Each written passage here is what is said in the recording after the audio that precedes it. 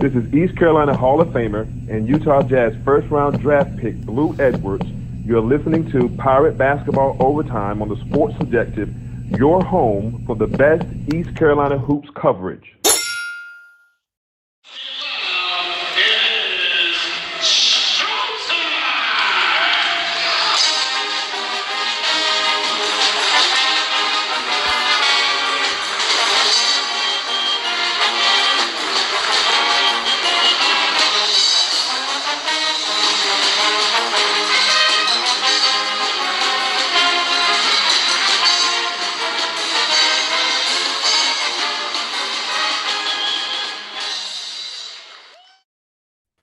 Welcome into Pirate Basketball Overtime right here on the Sports Objective as a happy overtime as the Pirates get a big victory last night as they beat USF on the road, guys, 65-57. With us right now, Bubba Rosenbaum. What's up, dude? Not a whole lot, Dave. Wish we could have done this show last night, but we already had the baseball show with Coach O and Ben Upton scheduled. But big win, second consecutive road win. So we wanted to reflect on it a little bit and, also look ahead to Sunday's rematch with UCF. I tell you what, Matt Semenza, I'm so excited for all the Dooley haters out there. I've been waiting a whole day. Where are you now? You're like roaches when we lose. You come out of the walls, but they go back in when we win. 13-12 on the year. Very excited, guys. One game over 500. I tell you what, I have the mucho respect for Johnny Dawkins. He's done a nice job down in Orlando. Who in the world wouldn't want to go to Disney World? Orlando, you got beautiful weather, women, like all that. Well, sorry, that's probably we lost all the women audience here, but just a great atmosphere. I tell you what, guys, like we talk about bowl games, like games that are big for the football team, we treat like a bowl game, like September 3rd when we beat NC State. But yeah, I had to throw that in there. For those of you watching right now, we're going to actually talk about the football schedule later in the show. We'll save the best for last, right? For that. But anyway, as far as basketball is concerned, if you look at the schedule, they're all important. But Sunday's matchup, guys, we've got 2 road wins, like Bubba said, on the road. And, guys, I'm telling you, the UCF game is the next game on the schedule. But of what the games we have left, if there's somehow you could steal that game from Johnny Dawkins in Orlando on the road, you come back home. I mean, guys, look at the schedule we have left. You come back home, you have the USF team on Wednesday night. You have on next Saturday week, you have Tulsa at home. And then the final game of the year, I would probably say I would give the edge to Wichita State, but they're not the Wichita State that we're used to. They're a little down. We have the talent. And I tell you what, guys, I don't think people realize how much Brandon Suggs means to this team, but he means a lot to this team. And if we hadn't had the shoulda, coulda, woulda, Matt, you know how it is playing without some of your teammates when they're injured, but losing him for all those games really hurt us. And I wish we could have those games back, but that's not the real world. But I'm just overall, I'm tickled to death because we really, truly have a legitimate shot to have a winning season. Whether we'll get there, I don't know, but I feel a lot more confident this week than maybe say 2 weeks ago. Yeah, and Suggs, he's one of those guys. You don't always miss him until he's gone. You don't realize the impact he has on the game, and it's the little things he does. Like I've seen him take numerous charges since he's returned. Those little things. A lot of guys don't have the guts to stand in there when you have a 240-pounder running the floor and coming down on a fast break. He is not afraid to step in there and take a charge. He'll give you rebounds. He'll give you some passing. He's not a dynamic scorer, but he will give you points. He's just one of those guys. He does little things. And, like earlier in the season, you don't realize his impact. But now that he was, missing for several games, you could really feel it. So hopefully they can take this momentum and carry it forward to UCF. Hey, Bubba, help me out on that. You're the numbers guy. Off the top of my head, what is Suggs averaging, like 10, 12 points a game? It's somewhere in that neighborhood. I don't recall exactly, but yeah, I think he did have some bad turnovers last night there in the first half, made some very careless one-handed passes. and the team as a whole did turned the ball over 17 times, but fortunately, it was much better after halftime than it was in the first half. I think we They had had what, 9? of those 17, I think at least 10 or 11 were in the first half, and that's something Coach Coach Dooley, referenced in the post game, just how taking better care of the basketball because we were shooting it pretty well, even though, in Coach Dooley's words, we were discombobulated on the offensive end for much of the night. We were still shooting the ball pretty well. And also, you had Tristan Newton, and he had 10 assists, but he also had 7 turnovers. I don't. And Coach Dooley thought USF had a pretty good game plan when it came to him and the way they defended him. And Vance had another pretty solid night. I think he was 5 out of 12 so just below 50% from the floor, but he knocked down some big shots at clutch times, and then he and several others knocked down free throws. We were 20 out of 24 from the line, and that's something that Michael Perry, color analyst alongside Jeff Charles on the radio network, really emphasized in the post game, how we made more free throws than USF attempted. Yeah, when I look back at it, it's funny you mentioned that, Bubba. When I look back at the stats, that's the big one that jumps out. 20 for 24 from the free throw line. USF only got to the line 10 times for the game. So there's your difference. We shot at a high rate. Most of our misses, I think we had 3 misses in the last, 4 minutes of the game. So we were very efficient from the free throw line all night. And there it is. There it is right there. So 83% from the line, that's a winning number. 45% on field goals. You can definitely live with that. The one that continues to kind of jump out at you here is the 3-point percentage. I think to beat a team like UCF on the road, we're going to have to shoot threes at a much higher percentage to pull that one off on the road. But all in all, a pretty efficient game the other night. Yeah, and another thing is, the Bubba and I talk about this, Matt, and I know I don't think you get into it as much as we do, but I know how much you do love basketball. But as far as we get very frustrated easily with as far as the people that are the keyboard, people that message boards, and I'm not anti-message boards because there's a lot of great people like us on there that, just because you disagree with someone, that's fine. But the people that make idiotic comments and, they're acting like the thing that drives me crazy with certain Pirate fans right now, you have Duke, Kentucky, UCLA. You take a team like Memphis right now, they're starting to win again. But you understood why the fans were very frustrated because they have a winning tradition in Memphis. Memphis is a basketball town. And so you understand when they're losing and Penny Hardaway gets frustrated, you understand why that is, because they are basketball folks. But at East Carolina, we don't have any kind of tradition in basketball. It's always been football and baseball, basically. And so when you have a chance right now, with one game over 500, if you're one of the blue bloods, then you're going, yeah, Dooley's going to be gone. But as far as we had a program that was losing. Check this out, guys. For those of you Dooley haters, we lost to Central Connecticut State a few years ago. Okay. In Matt's territory.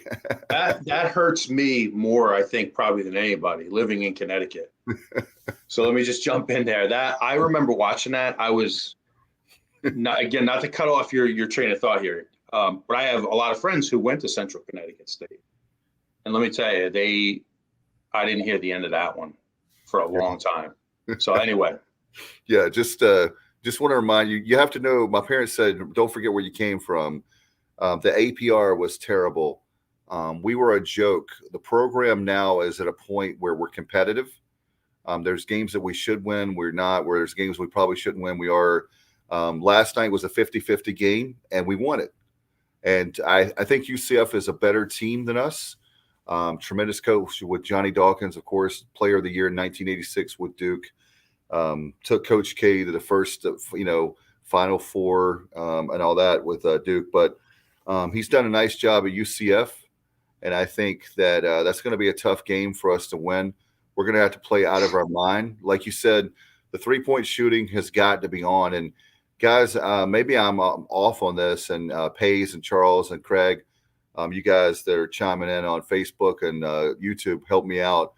But what's going on with Tristan Newton? I'm not anti-Newton. I love him, but he just seems to be out of sorts. And he's one of my favorite players on the Pirate team, but he just doesn't seem to be himself. I don't know. It's something I didn't want to talk about, but it's been going on for a while now, and I've like ignored it because I don't want to come across as one of those in your neck of the woods, Matt, in like New York, those shock jocks. That's not who I am. I'm not Stephen A. Smith. I love Stephen A., but that's not who I am. I love Tristan, but something's going on there, and I'm not quite sure what it is. I can't put my finger on it, so I want to pitch it to you guys. Maybe you guys, with your eyes, have seen something that I haven't. I have some thoughts. I think Bubba was about to chime in, though. Bubba, you want to hop in on that one? No, as far as Tristan's concerned, he has, in many respects, some very solid numbers. 17 and a half points a game. And then I think overall, I have to look and see. He had certainly turned the ball over way too much. That's where I'm at. About 3.5 turnovers a game, between 3.5 and 4 turnovers a game. Last night he had 7, but he did have 10 assists. He had a double-double, and I think we'll go ahead and go to those individual numbers. Scoring leaders last night for East Carolina. And since we're on Tristan Newton, and we'll start there, Tristan had 14 points, 10 assists, and 6 rebounds. So not a bad night by any means, but yeah, those 7 turnovers, that can't happen. And that's definitely a season high from what I recall.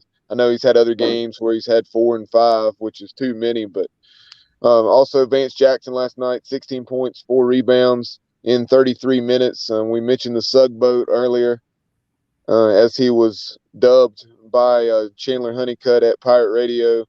Brandon had 13 points, 4 out of 9 from the floor, and knocked down 4 out of 6 from the charity stripe. TRW, Tremont Robinson-White, he had 10 points and 6 rebounds. And then Luigi DeBow continued to play much better basketball than he had for much of his career. And Coach Dooley, you'd heard him say it, he just has to play in the games the way we see him at practice. And it seems like he's finally doing that out at Tulsa. He had, I want to say he scored in double figures in that game. And then, the most recent home game against SMU, he had double figures with 11 rebounds. And then last night he had 6 points and 8 rebounds, as you see there on the screen for those viewing. So Luigi DeBow, we just need to continue to get that from him down the stretch, and we'll be in great shape. I tell you what, when you can have the inside game that we're starting to see a lot of points in the paint, I was really happy with last night. If you could get the 3-point shooting with that inside paint presence that we've had here recently, man, we might have a chance to win a game or two in the American tournament. I'm not saying that we will happen, but it's going to take a balanced game. It's kind of like with football with the pass and the run. I love both of them. Same thing with the inside and outside game of basketball. You need both. They're complementary, and you can't, this day and age, you've got to be able to shoot threes, but at the same time, you cannot live and die by the 3. And so for me, I tell you what, TRW, man, guys, with the defense, that guy is incredible. He is playing his butt off, and I finally am impressed with Dooley with what I've been saying all along is TRW is your point guard, and Newton is really your number 2. He's more of a shooting guard, and the two of them together on the floor, I love having both of those guys on the floor. I don't know how you guys feel. I haven't mentioned it this season, but starting to see those two guys together, really, I'm really happy because I've been wanting that for quite a while. Yeah, it's definitely interesting to see those two on the floor. I think, Robinson White, he brings that speed element. He can get up and down the floor quick. He's got a tremendous handle when you watch him. He can really handle the ball. So certainly, like to see that combination. But just hopping back really quick to Newton, Dave, you had kind of pointed out that he's struggling a little bit more recently. I think the biggest difference when you look back at earlier in the season teams are keeping him out of the paint. Teams are doing a really good job of basically keeping him out on the perimeter on pick and roll, especially. And he's having a hard time getting into the paint, where he's really crafty. He's got, when you watch him like inside 15 feet, he's got a lot of like craftiness to his game. He's got ball fakes. He's got a little fadeaway he can go to. He's really kind of fun to watch. But they're doing a really good job at that. And that's obviously a problem for him because he can't get going sometimes. But it's an even bigger problem because we can't penetrate and kick.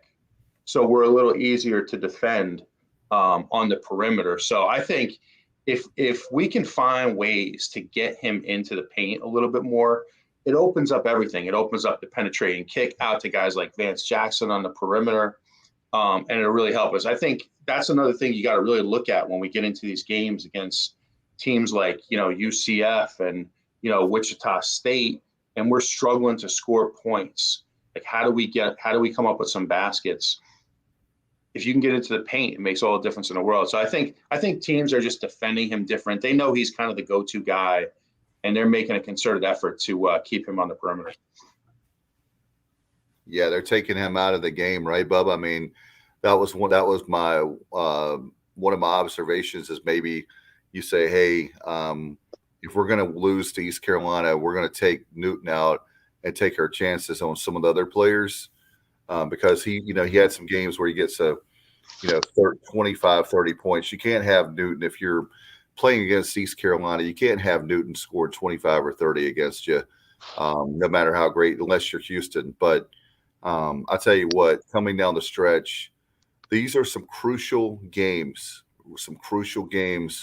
Like I said, when you have Sunday UCF, when you have Tulsa, when you have I'm sorry, excuse me, getting ahead of myself. USF on Wednesday night, and then you have next Saturday when you have Tulsa home. And again, the road game with Wichita State. Wichita State usually scares me. I would give the edge to Wichita State because it's at Wichita State, and they have such a great fan base there. They love the Shockers, and they really do a good job selling that arena. But otherwise, not the year that you're thinking of. So with the remaining 4 games, you see 3 out of 4 that you could really win, and maybe we can steal Sunday as well.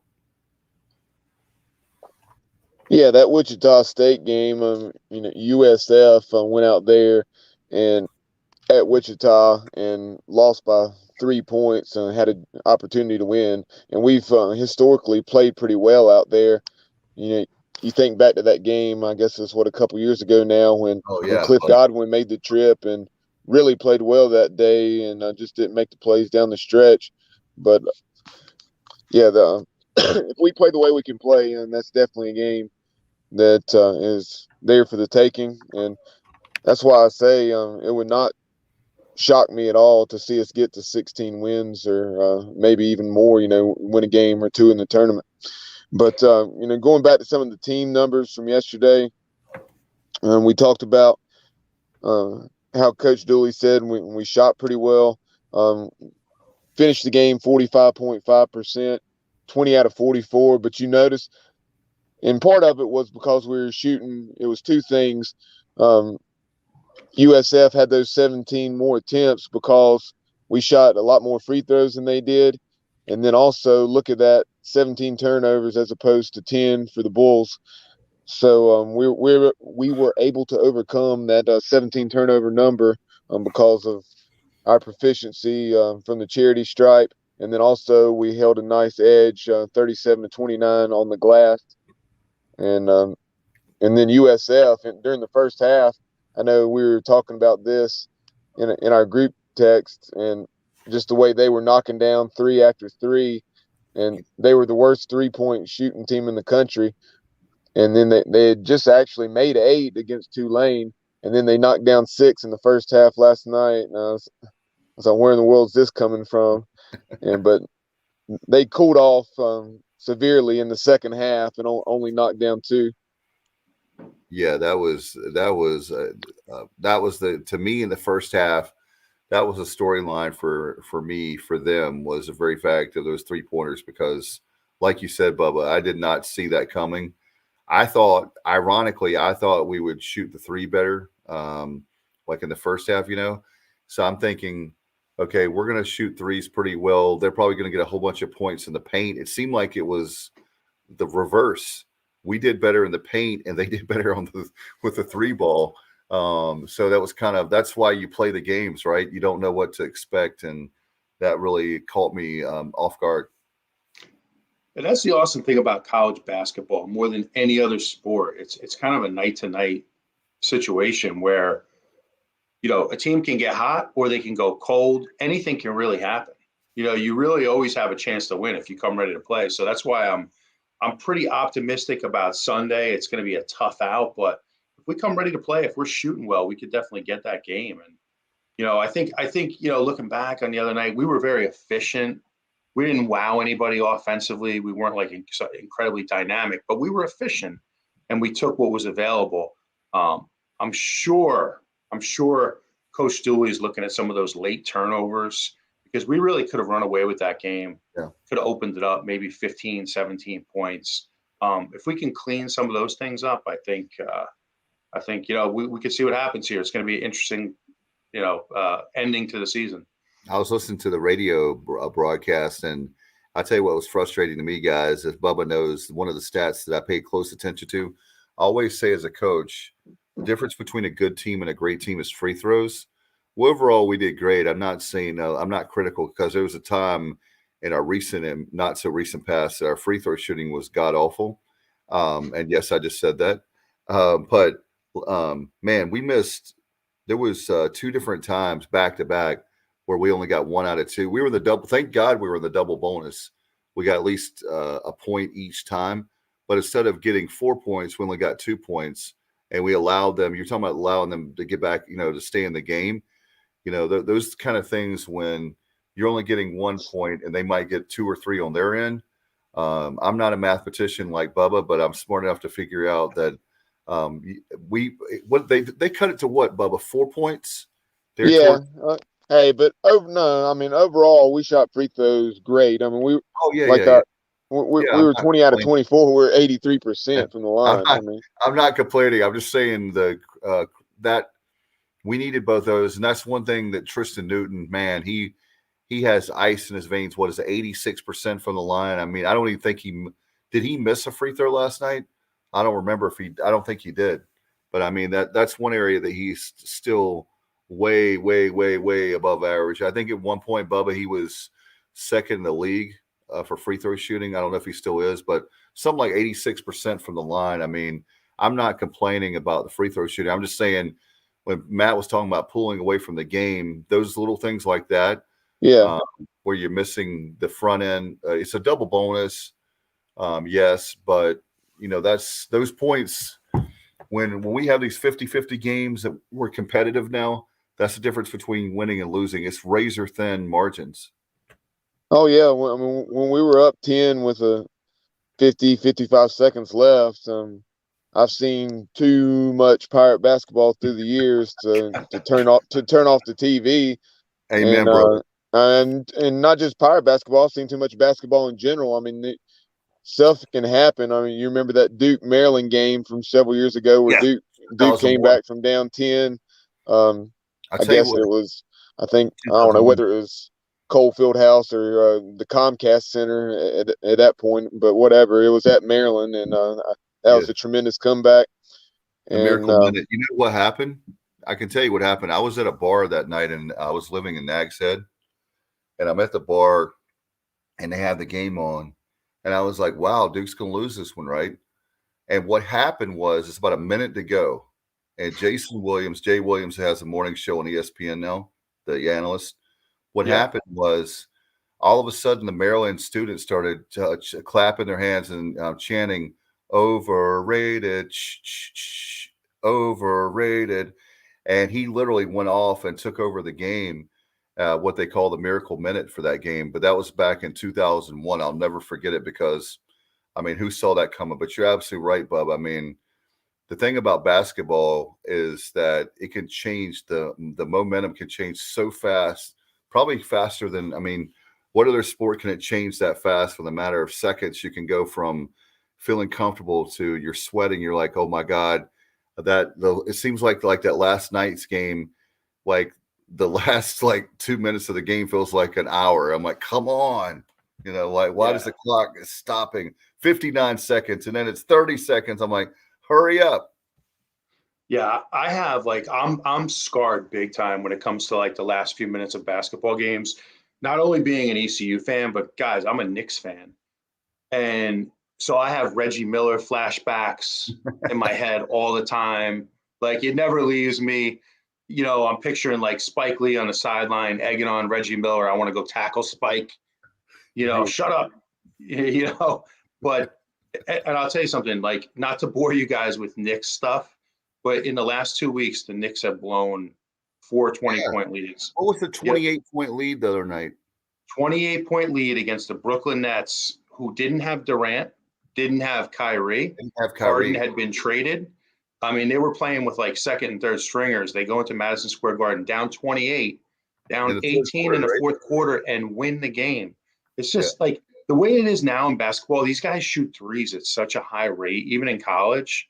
It's changed the biggest difference in the game, like not to pontificate here and get off on another topic, but when you look at basketball over the last 10 years, the way guys are shooting threes, the percentages and the ability to like, especially for the big men to step out, the stretch four, they step out and shoot threes at such a high rate. They're so hard to defend. And a 10-point lead is nothing. I mean, you could blow a 10-point lead in 45 seconds, the way these guys shoot threes now. So I agree with you guys, but yeah, I when it comes to ECU and the Knicks, don't ever rest on your laurels. Like a 10-point lead is nothing, like Bubba said. Like I've said many times, the biggest enigma in all of sports is how in the world do you have the best arena in all of basketball, the mecca of basketball, in my opinion. You have guys that are on the streets near Madison Square Garden that could win championships for you. I'm serious. Like, I don't understand how in the world, and I feel for you because you have a great logo, you have a great mascot, you have like a lot of great tradition way, way back. And I'm just wondering, like, how in the world the Knicks like can't win a championship when you're in the number one city in America. You have like that arena. There's a lot of passionate fans like you, Matt. I just don't understand it. I mean, you had Pat Riley and you couldn't win a championship. I mean, good God. And you're in the finals, but I still don't understand. That's the biggest enigma. You would think if you didn't know anything about basketball, you think New York, you would think, man, I bet that team has the most championships or right up there in the NBA. And this, by the way, guys, this weekend, they're celebrating at the All-Star game, the 75th anniversary of the league. You would think that the Knicks had a lot of championships. It blows my mind. And the last one was before we were even born, 1971, I believe, with Clyde Frazier and Earl the Pearl Monroe. I mean, that's how far back we're going here. So anyway, I don't want to bore everybody with my Knicks talk, but but it's Bubba's fault because he mentioned blowing 10-point leads. So No, I couldn't believe that when I saw that. I didn't even text you because I'm like, I bet Matt's throwing the phone against the wall. He's probably shooting his television with his gun, like Elvis used to, because I couldn't believe I saw the score and I thought you're going to win it. And then when I heard that the Nets came back, especially when Kyrie has his own opinions. I mean, but I won't go there how I feel about that. But just frustrating how he's sitting out all the home games. I'm like, you're getting paid way too much money. Get vaccinated. I don't want people to get mad at me about the anti-vaxxers, but when it comes to sports, I'm like, come on, dude. Like, really, come on. But anyway, and you have like what Harden is now with the 76ers, like that Nets team. I don't know. Ben Simmons, we'll see, but we're not NBA talk. I know that. Bubba with the, with Dooley right now, I'm really happy. I think when you look at this team, I tell you another thing about this team that I like a lot is if people say, Dave, why would you keep Dooley? I'll tell you why. The toughness of Dooley, the competitor that Dooley is, these teams, speaking of these teams in the past, pre-Dooley, would have folded and we would have lost by when we were competitive. And then at the end of the game, we're down 12, 14, 16. They'll start making, we'll have to foul, and then we're down by 6 or 8 points. And for me personally, I'm just really excited that now we're winning games that before we were so close. And you could argue between the Suggs being out and some of those games we should have won early in the non-conference, that we could easily have 18 or 19 right now. But anyway, it is what it is. And I'm just really excited. Bubba, with that UCF game, how do you feel about it? Do you think that we have a shot? What's your feelings on it? What are your feelings? Well, before we move on and talk more about UCF, last night we didn't have any post-game audio with the game being on the road, but we're able to, collect some of Coach Dooley's comments from listening to the post-game, with Jeff Charles and Mike Perry. And Coach said, he said, we shot the ball and guarded well tonight. The guys stepped up, made some free throws, and took care of the basketball late in the game. We're working towards playing our best basketball here near the end of the regular season. And then, some of the other things that he touched on, kind of summarized or paraphrased, if you will, points of emphasis. He really talked about what we did as far as just not turning the ball over as much, and really had a chance to turn what was 6, 7, 8 point lead for a fairly large percentage of the game into a 12 to 15 point game or more. He talked about the clutch free throw shooting by a variety of guys. Talked about how discombobulated we were on offense, as I referenced earlier.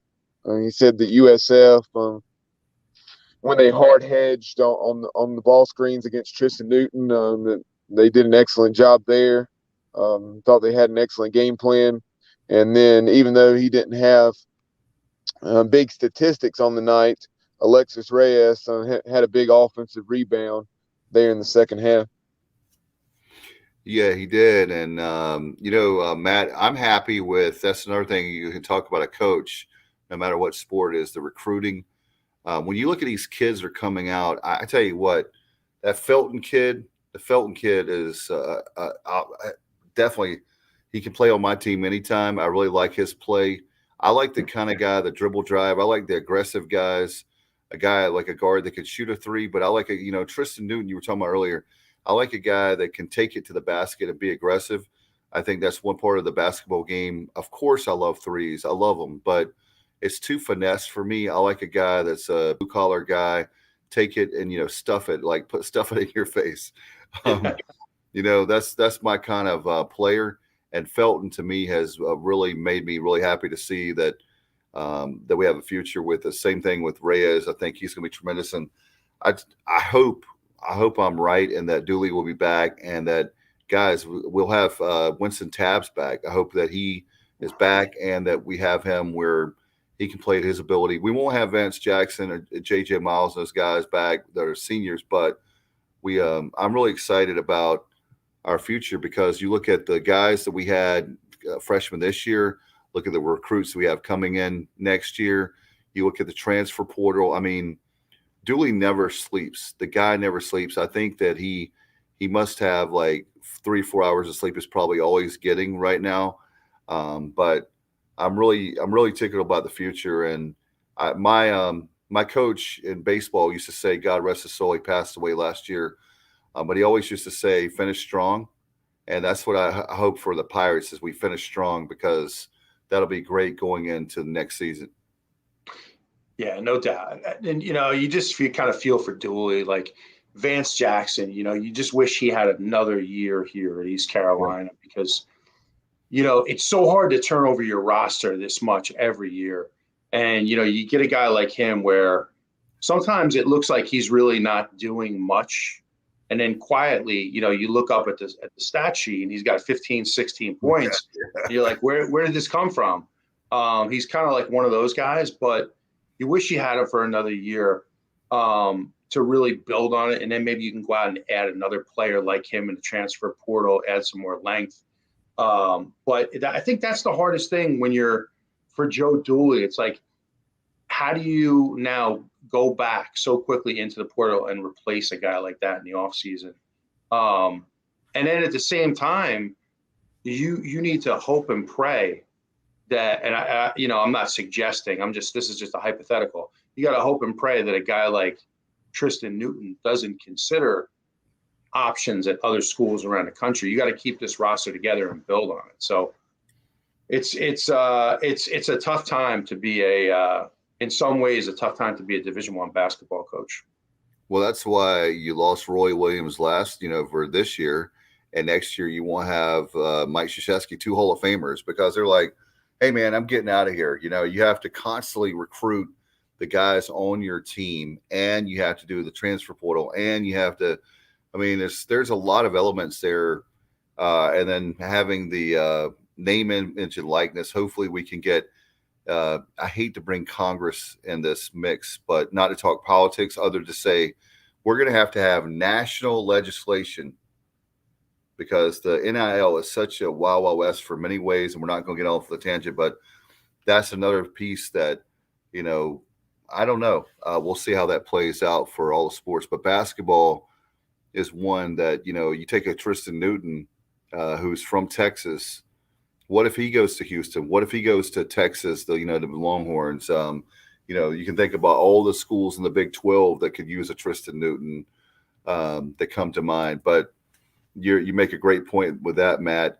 He's a guy that I've been nervous about. It's crossed my mind 2 or 3 times, especially when he's going bonkers, taking over the games, 25, 30 points.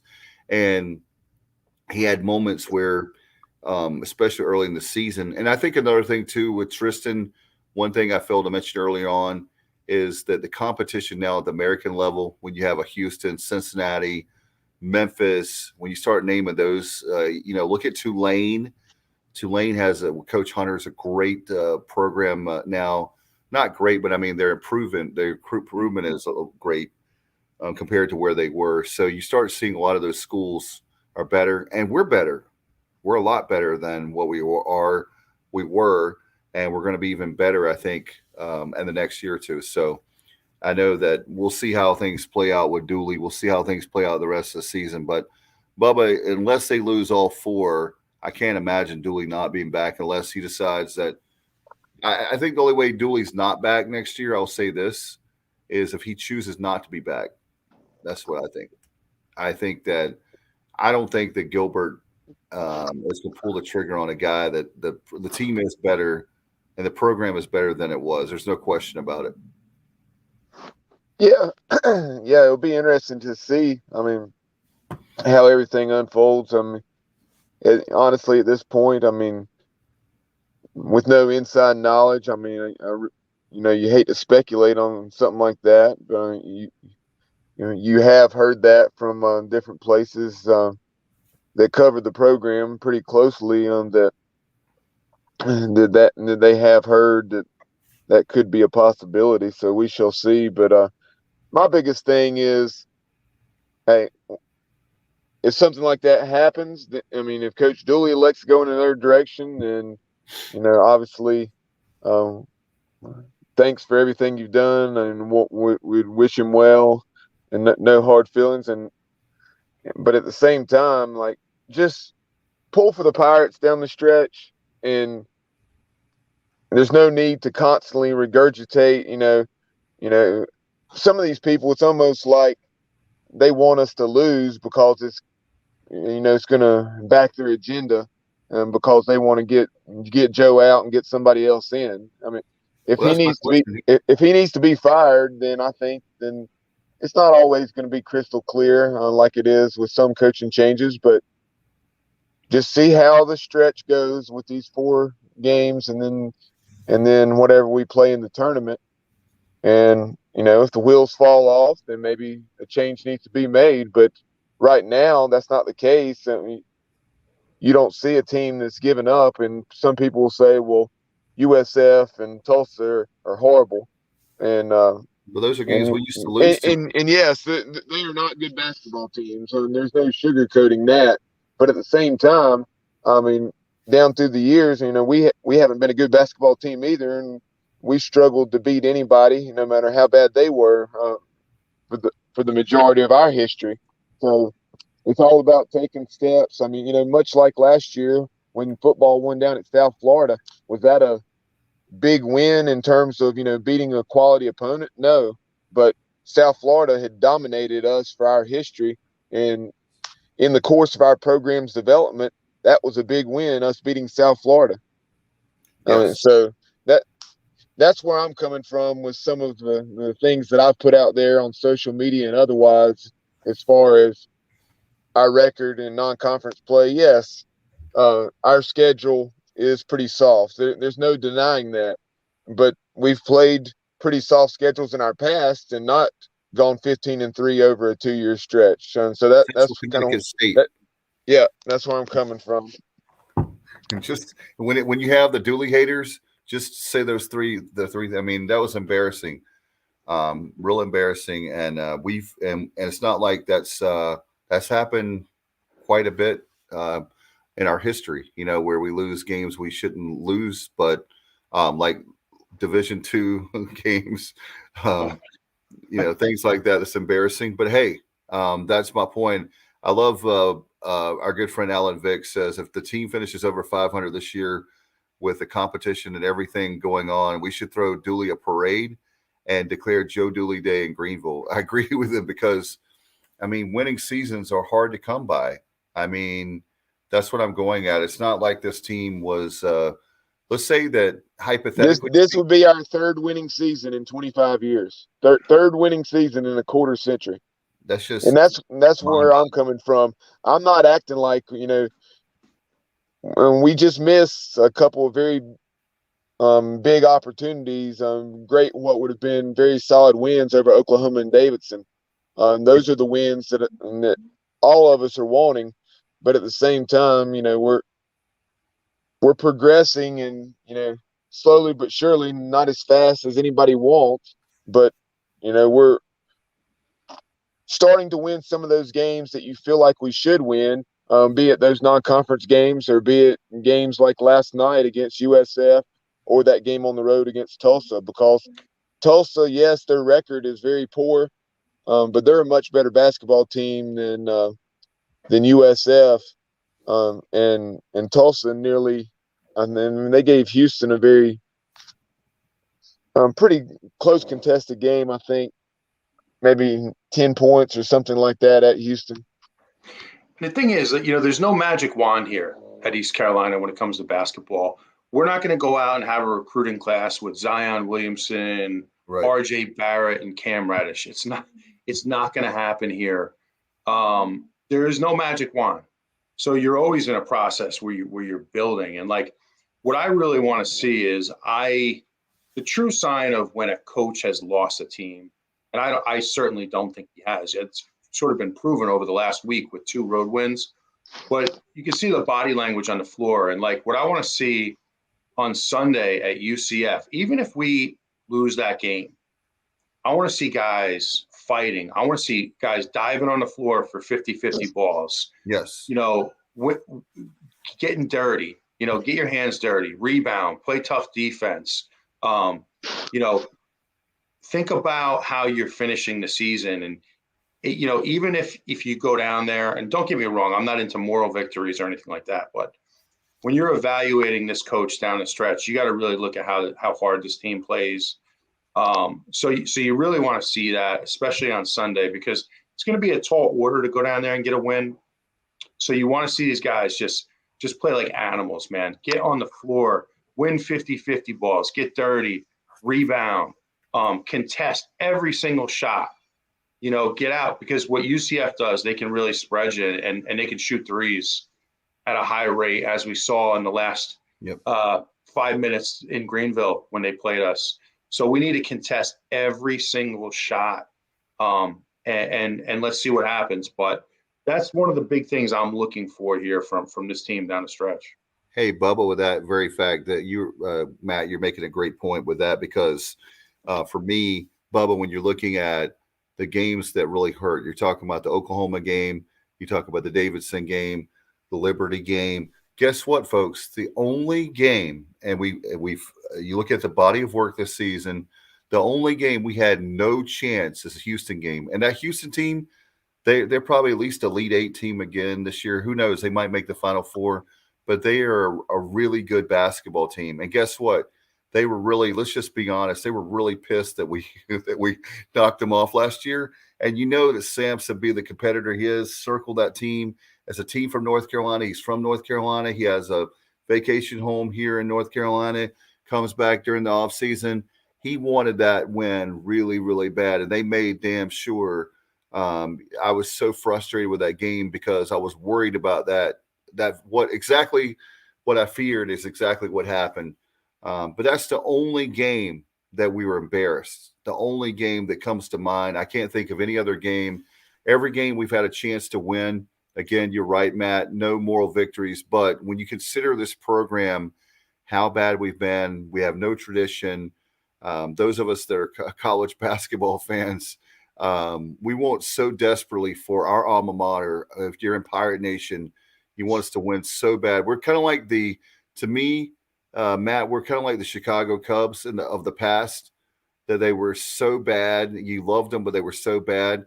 Well, that's the way Pirate Nation, Pirate basketball is for me. It's like one of these days, that will just to make, I tell you what, guys, for me, I think we're knocking at the door. It won't be this year, but I think we're knocking at the door of the NIT. Just to make the NIT, I would be doing a backflip if I could. I don't want to end up in the ED, but you guys can come visit me. But we're very, very close. I really believe that. It's not a cop-out, a cliche. I really believe we're close with this basketball program. And the biggest thing is, finally, guys, is that I'll say, and Bubba, I'm sorry, I'll pitch it to you, is the very fact that, Bubba, I might be stealing your thunder, but what do we have? 2 more basketball games at home left. Let's get out there and support Pirate Nation. Get out there and let's be loud. When that place is loud, when that place is rocking, just like Clark LeClaire, just like Dowdy Ficklin, when that place is loud, there's not a person that has a chance to win. Maybe an NBA team could beat us, but when we're so loud in that place, it really makes a huge difference.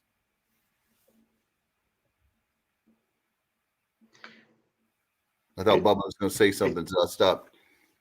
And there's no more loyal fan than Bubba. All the driving he does to be at these games, so he'll be there loud and proud for sure.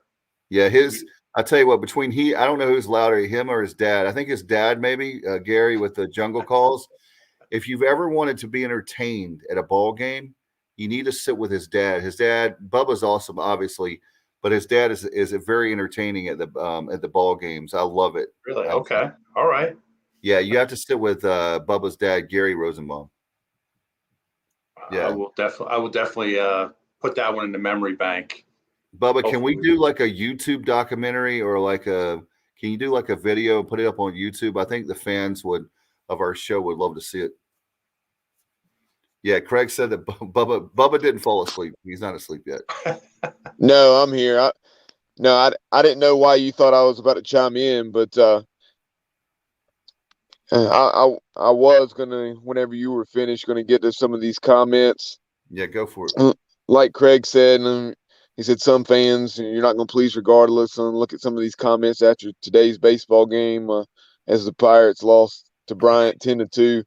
Overrated. What a joke. He said, etc. And he said it's ridiculous. No doubt, Craig. Obviously, you're always gonna have that lunatic fringe that they're gonna overreact. They're going to say things that are ridiculous. Some of the folks know better, and they're just really passionate about the Pirates and just frustrated with the way that particular game's going. And some just don't know better. They're just ignorant. They love the Pirates, but they don't understand it, and they don't understand that the other team's trying to win too. That Bryant's won 9 straight conference championships, even if it is the Northeast Conference.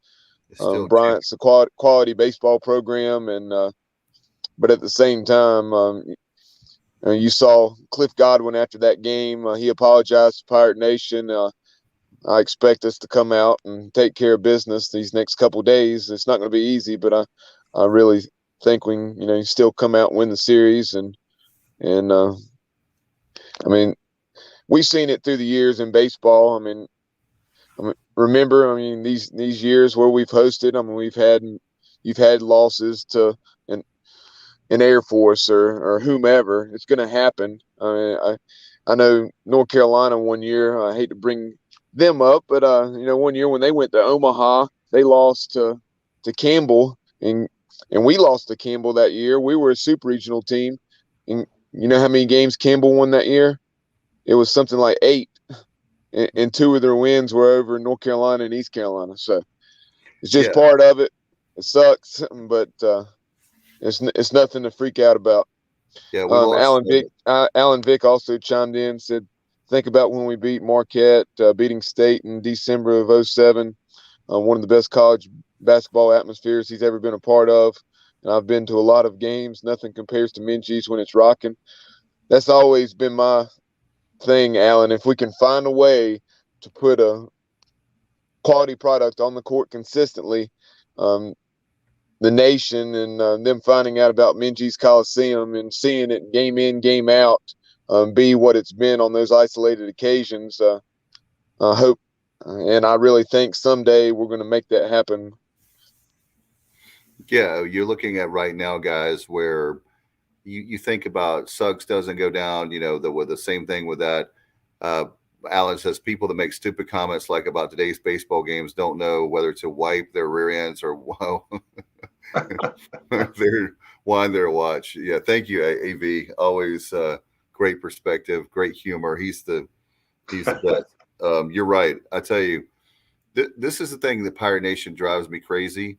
And I was thinking about that because I knew with that, I was just rolling my eyes when, we're down like 7-0. We end up losing, 10-2. Is that, let me ask you guys this. Did you guys, and I know the answer to this, but I'm just throwing this out there. How many fans really thought we were going to go 56-0 in the regular season, for baseball, for example? It happens. Baseball, even major league teams lose. They're not going to win. They're not going to play 162 games. Well, that's a whole nother show, as they say. Shame on Major League Baseball for their problems right now. But anyway, they're not going to go 162-0 if it was a regular season without a lockout. Baseball is a marathon, not a sprint. If it was you guys like in Matt, football losses are huge because there's only 12 games, 11 when you were playing. So those are going to be obviously like a microscope. When you lose a game or 2 or 3, you're like, oh my God, we only have 12, but in baseball, you have 56 games. So I really thought it was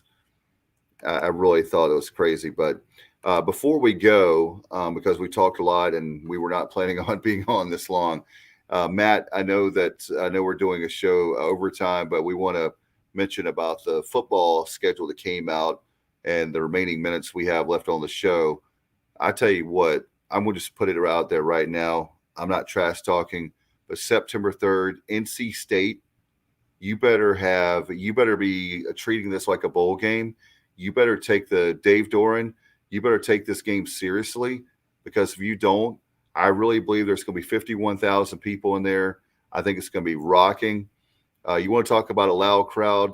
I think this is going to be the best crowd, guys, since the 2014 game with UNC. I really, really do. I think the atmosphere, the tailgating, just everything's going to be great. And NC State is going to have to play out of their mind to beat East Carolina on September 3rd. I believe that with our team coming back, I know we have some question marks, but looking on the schedule, if you beat NC State, not to say you can't lose any other games, because you can. But, man, if you can beat NC State September 3rd, you're off to the races. What do you guys think? Yeah, I totally agree with you. If you're Mike Houston right now, you're looking at this schedule and you're just licking your chops. First 4 games at home. So you have a chance, to get through September, all right, with – obviously you have a chance to go 4-0. Every single game is winnable. All right.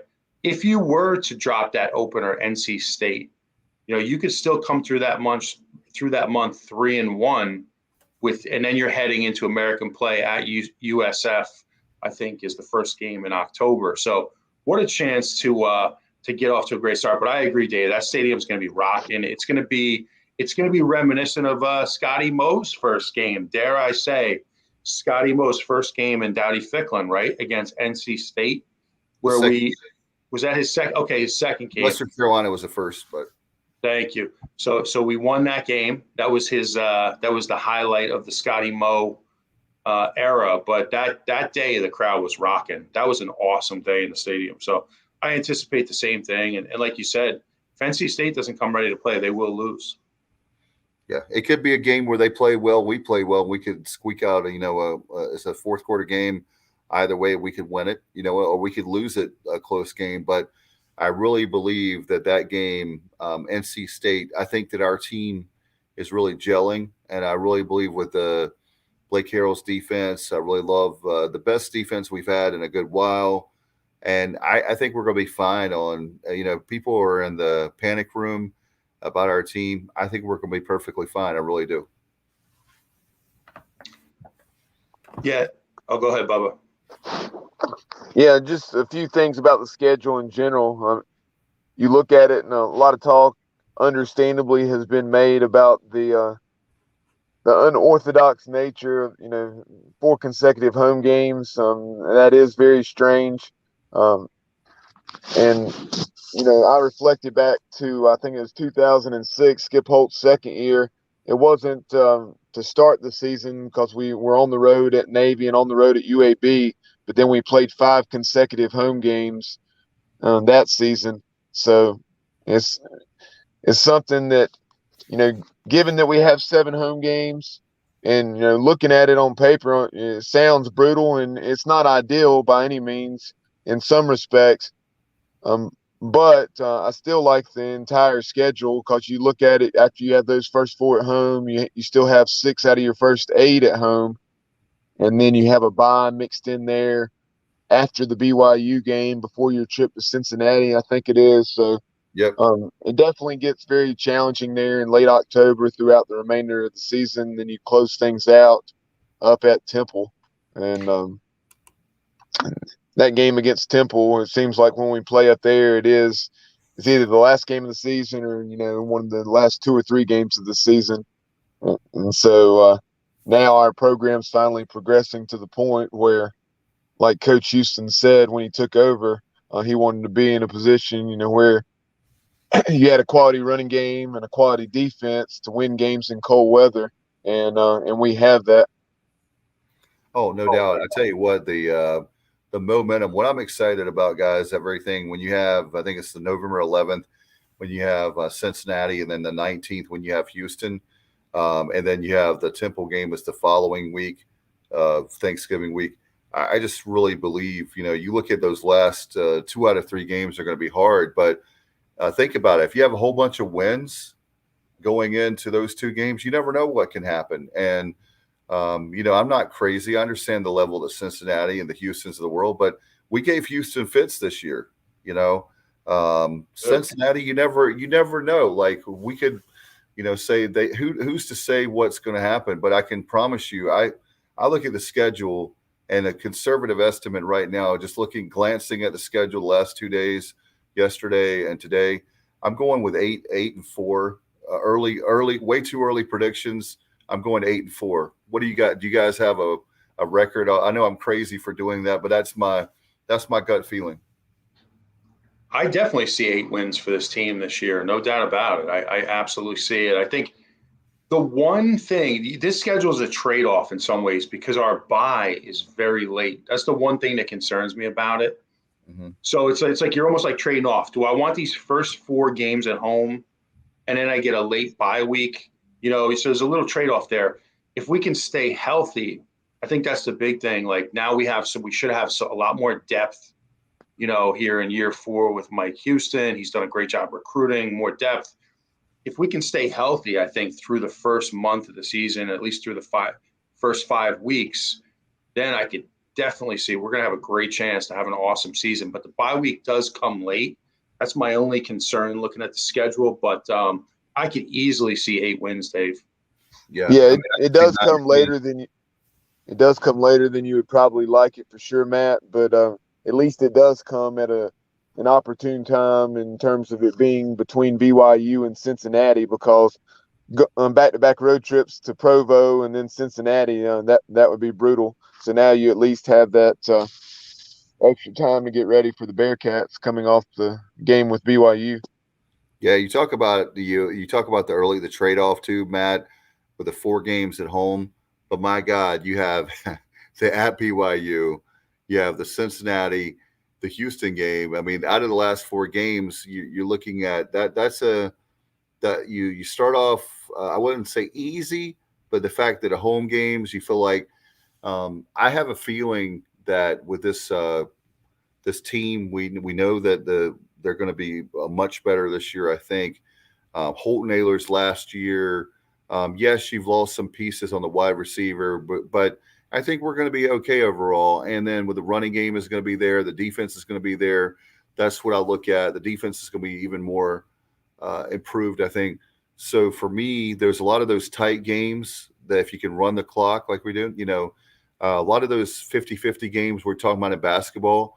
Well, a lot of the 50-50 games, I think this year we're going to finally get over the hump and we're going to win those games and take control of the game and run the clock where they don't have a choice. We're going to be getting 3, 4, 7 yards, on each play where they're not going to be able to stop it. The clock is just going to keep going. And then the defense is going to be where they're not going to give those X plays and, keep everything in front of them. But I'm just really excited. When I saw the schedule yesterday, it was funny you said that. I was just like, wow, this is a schedule that it's hard. It's not an easy schedule per se, but it's the scheduling gods were finally in our favor. And I tell you what, I'll take the momentum. And I would say that we're going to be playing really well in this December. Listen to me. I'd love to play in December and November. So why not have the momentum early on and get like our feet underneath us? And man, if you can't get up, I'll just say this to Pirate Nation. If you can't get up for NC State on Labor Day weekend, you don't even need to be a Pirate fan. I'll just go ahead and say it. Sorry, that sounds ugly to say. And we need a lot of fans right now, but go ahead and get your tickets right, Bubba. ECUPirates.com, 1-800-DIAL-ECU. Go ahead and get your tickets. And the home schedule is just going to be amazing.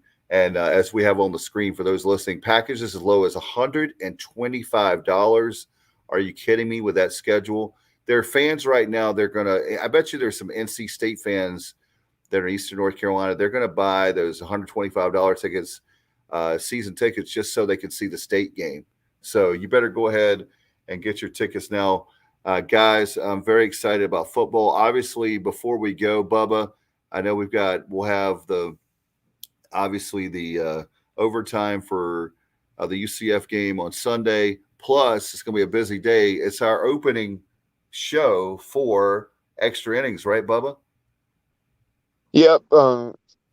Scooter, Scott Rogers, the new play-by-play voice of the baseball Pirates, will be joining us. I'm sure, if not this week, in the near future, Trent Britt from Next Level will join us as well. Trent has excellent perspective, really knows the game, and can break it down from a variety of angles. Had a son that played at Liberty, and really appreciate Trent and all that he and then the folks at Next Level Training Center do. So definitely give them a look. If you're in the Eastern North Carolina, greater Greenville area, go to nextleveltc.com to check out everything they have to offer. Or if you have any questions, you can always call 252-756-NEXT. They treat my kids great there, Matt. I tell you, I wish we were closer.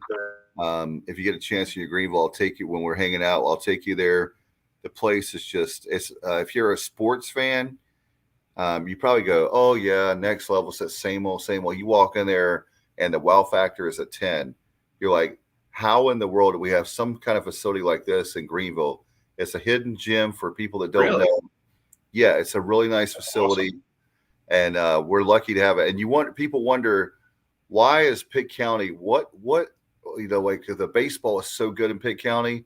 It's because you have people like Trent Britt and Gaynell Britt of Next Level that have that kind of facility. If you don't think that Greenville takes Little League, seriously. I mean, it's unbelievable how competitive it is, and Next Level speaks for itself. The name says it all, and I'm really happy to have my son has a hitting coach there, and that's what it's going to take for him to be, like the name says, at the next level. So it's so competitive, even in the league that we're in our hometown. It's very, very. They take, we have a town of 5,000 people, but they take sports very serious here. Just like case in point, me, like the bad parents out there. But thanks to Trent and Gaynell, I appreciate it very much for being the title sponsor. And it's like, what is this, the fourth season, Bubba? Now 19, 20, 21, and 22. We didn't really have much of a 2020 season with a cancel, but I think it's really the third full season of extra innings. So appreciate the support of them. Appreciate the support of PGX Clubs, right? Yeah, this is the third year, to answer your question, of extra innings. And then obviously the second year, the Next Level Training Center has been our title sponsor. And in addition to that show on Sunday night, on Monday afternoon, a little before 4 o'clock, I'll be recording an interview with Raekwon Boyette, the new outside wide receivers coach for East Carolina football. Obviously, the wide receiver position, with everything that's going on this offseason, and with the departures of Tyler Snead, Audio Matosho, and the indefinite suspension of C.J. Johnson, a lot of issues and question marks, I should say, surround that receiver position.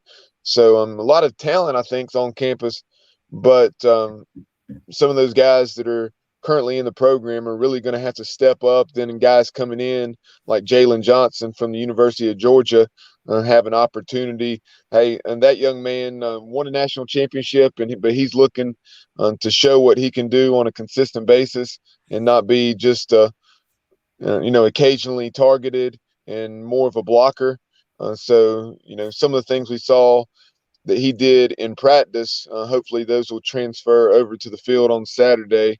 And I really think that he'll be a guy that will, have at least 35, 40 receptions or something, if not more, next year. No doubt. And I tell you what, I have a feeling, guys, and maybe I'm wrong. But Coach Houston is like, for those of us, we're all three of us are dads, we're parents. I think they did that to CJ to, send him a message. His freshman year, he was, playing out of his mind, and people didn't really know about him, but he hasn't played up to his potential. He's been kind of, I don't know how other to say it nicely, but he's been screwing around on the field and off the field. Emotionally, he's been a wreck on the field. We could have easily had a whole bunch of 15-yard penalties. So I think they're sending him a message. I think you're going to see it's going to take him a lot to get back on the team. I'm not saying that. I mean, who knows whether he will or not? That's up to the coaches. That's who's for me to judge on that. But I put my money on CJ. I bet you that this is the best thing that's ever happened to him, personally and professionally, as far as the field. Especially if he wants to play. Speaking of the next level, with the Shield NFL, he would never ever make it at the current state he's in. So I feel like that he's gonna. I think he has a shot. I really do. That he'll be playing with us this year. I really do. Yeah, I mean, from everything we've heard, I mean, obviously Mike Houston, as the head coach, caretaker of our program, he has a responsibility not only to those 100+ guys in the program, but he also has a responsibility to C.J. Johnson. If he allows C.J. Johnson to get away with some of the things that we heard were going on, then is he truly loving C.J. Johnson? No, he wouldn't be. So that's the thing that a lot of people sometimes forget, because it's not what they want. That it's possible to have that tough love, and I think Coach Houston and staff, they had to draw the line somewhere, and hopefully CJ will own up to the mistakes he's made and put in that work and check all those boxes, whatever those tasks are that he has to do to earn his way back into the good graces, of the coaching staff. No Yeah, I doubt. hope so too. And it's when you have an older guy like CJ, who's sort of a big name in the program. He was a highly recruited kid. He's one of the bigger names, for East Carolina football. That type of behavior can permeate through the team quickly, and those type of things can really hurt your culture. Like if you've ever been a part of a team on any level, every team has some sort of distractions like that. Your culture can be affected very, very quickly, especially when you have a pretty young roster like we do, and you don't want young players to pick up some bad habits like that. And I look at CJ as a kid who very talented, very emotional. He's going to mature. I'd love to see him get another chance. But I got to give credit to the coaching staff for trying to to sort of lay down the law now, because you don't want problems to permeate through the team, especially with a young roster. And Matt, Yeah. Sorry, Dave, but just piggybacking very quickly off of what Matt was saying, with the losses of Tyler Snead and Audio Mateau show, the easy thing for some coaches would be to look the other way. But, to our coaching staff's credit, they didn't do that. No, and I was going to say, Matt and Bubba, you both have played big level ball when it comes to football, or no matter what sport you play. Let me tell you something. You are not bigger than the program, okay? You are lucky, and you should take it serious. If I were Coach Houston, I would tell CJ now, and they probably have, and say, it's an honor to put on that purple and gold. Do you hear me? It's an honor to put on East Carolina, that jersey. And there's people like Matt Semenza, and we can start name thousands of former football players that have busted their tails, and you have so much ability and so much talent and so much skill, and you're wasting it. You're literally, excuse me the term, but you're pissing it away.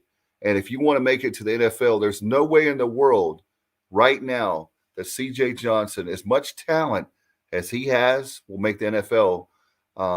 Exactly. Your last name is ECU. And so for me, what I'm looking at right now, guys, is I would just simply tell him, you're not bigger than the team. If you want to be on the team, you got to be a team player. Stop doing the whining about, yes, guess what? People know that you're talented, so they're going to grab your jersey. You know why? Because you're like, you scream every time somebody grabs your jersey, and they get in your head. And they know that with your talent, if they don't grab your jersey, you could score a touchdown on them or get a big gain on every single play. So they know the talent, the scouting out there know that's what you do. When you're CJ Johnson, that's what you do against him.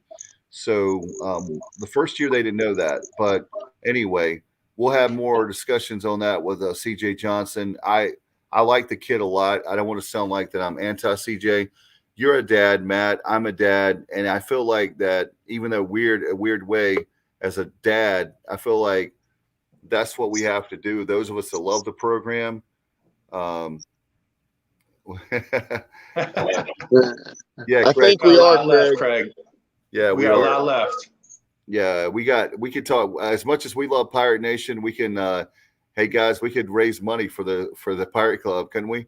We'll just stay up all night and do a show and raise money for it. But do you guys have anything before we go? I know we're very passionate, and I know the baseball team is going to do well the next 2 days, today and tomorrow. So don't get out of the panic room. We're going to be fine against Bryant. That's my last thought. Go ahead, Bob. Go ahead, Matt. I was just going to say, I'm really, more focused on basketball right now. Like I was saying earlier, I want to see this team go down to Orlando, lay it all out there on the floor, win 50-50 balls, get dirty, loose ball on the floor, dive for it, go get it, finish the season the right way. You can go down there and pull off this win. I mean, it's not like this is some unwinnable game. So let's go try to get this game and see what happens. And I am pulling for Dooley. I'd love to see him finish the season strong and keep this thing moving in the right direction. So we'll see. And good luck to baseball tomorrow. He's a Jersey guy. Come on. Oh yeah, absolutely, man. We Jersey guys stick together. So I'm pulling for Dooley. What about you, Bubba? I really don't have anything else. Just like Matt said, after the way that UCF game unfolded when Brandon Suggs went down, and Yeah. we were unable to hold that 20-point lead, ended up losing in overtime. I mean, our guys know that they can obviously compete with UCF, as that game showed. Yep. And I think, Brandon Suggs, it'll be interesting to see how he plays on Sunday, considering that was the game he got hurt. It would not shocked me to see Brandon come out and play very well, and in order to pull and what would be a pretty big upset. Being honest, on the road, I think UCF something like 15 or 16-10 now, and they're not going to be able to make the NCAA tournament unless they win the tournament, but they are in decent shape if they have a solid close to the regular season and a good showing in the tournament to make the NIT. Oh, most definitely. I definitely think they're going to be an NIT, unless, like you said, unless they tanked the last few games for sure. All right, well, appreciate you, Matt. Great to see you again, my friend. I know Too, man. sicknesses and work schedules and all, we haven't been able to hang out much on the show. Bubba, man, thank you so much. Behind the scenes, Bubba is like the unsung hero. He does a lot of stuff behind the scenes. I can't thank you enough. You've been the glue for the show many times, but with all the craziness that's been going on behind the scenes with sickness, with work schedules, a whole bunch of stuff, I appreciate even more what you've done over the last, say, month or two. So thank you, dude, for all that you do. We're going to get out of here. We'll get some rest. I know we've all been up since 4, 5, 6 o'clock in the morning for me, and 4, 5. I think it's 4, 5, and 6 when we got up here. So we'll get out of here. Can't even keep my eyes open anymore. Exactly. All right, guys, we'll get out of here. Thank you so much, and good day. And as always, my friends, go Pirates.